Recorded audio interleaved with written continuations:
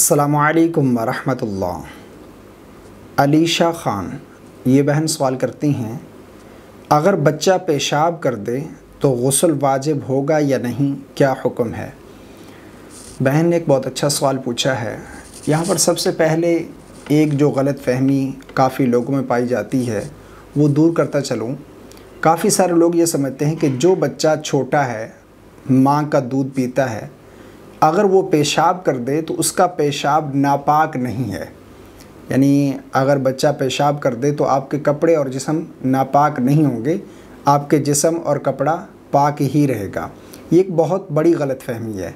याद रखिएगा, बच्चा चाहे छोटा है या बड़ा है, या माँ का दूध पीता है या गाय भैंस का दूध पीता है, कुछ भी ग़िज़ा वो खाता है, जो बच्चा है चाहे एक दिन का बच्चा क्यों ना हो, उसका पेशाब निजासत गलीज़ा है। ठीक है, नजस है। अगर जिस्म पर लग जाए या कपड़े के किसी हिस्से पर लग जाए तो जिस्म का वो हिस्सा और कपड़े का वो हिस्सा आपका नापाक हो जाएगा।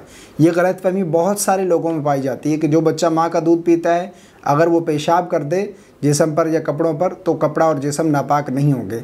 ये बिल्कुल गलत है। जिस्म भी नापाक हो जाएगा, अगर कपड़े पर लगेगा तो कपड़ा भी नापाक हो जाएगा। उसका पाक करना आपके लिए ज़रूरी है। हाँ, अलबत्ता गुस्ल वाजिब नहीं होगा।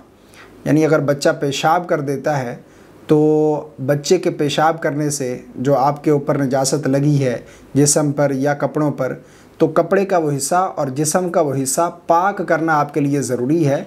गुस्ल आपके ऊपर वाजिब नहीं है। प्रॉपर गुस्ल करने की ज़रूरत आपको बिल्कुल भी नहीं है। इसी तरह काफ़ी सारे लोग ये भी सवाल करते हैं, अगर पेशाब करते वक्त छींटे जो है वो जिस्म पर पड़ जाएं तो गुस्ल वाजिब होगा या नहीं? तो पेशाब नजासत ज़रूर है, नजस है। जिस्म के जिस हिस्से पर लग जाए या कपड़े के जिस हिस्से पर लग जाए उसका पाक करना ज़रूरी है।